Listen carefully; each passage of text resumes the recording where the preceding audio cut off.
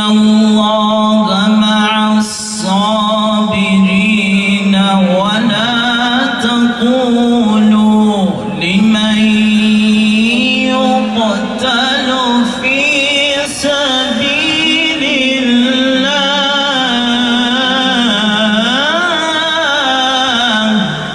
Türkiye tarihinde daha önce hiç yaşamadığı bir darbe girişimine maruz kaldı.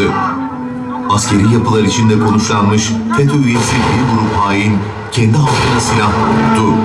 Tanklar şehirlerin meydanlarına sürüldü. Halkın üzerine bombalar ve kurşunlar yağdırıldı.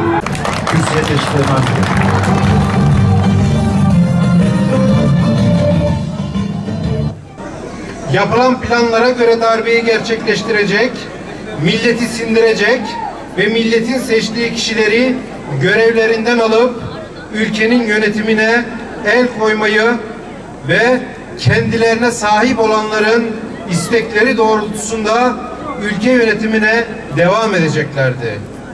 Ancak yüce milletimizin cesaretini ve ferasetini ve artık seçtikleri kişileri canları pahasına olsa da savunma, irade ve kararlılığını hesaplayamamışlardı.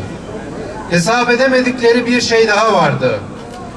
Başta Cumhurbaşkanımız Sayın Recep Tayyip Erdoğan olmak üzere devlet yöneticilerimiz eski darbelerde olduğu gibi olanları kabullenip vatandaşlarını darbecilerle baş başa bırakmayacaklardı.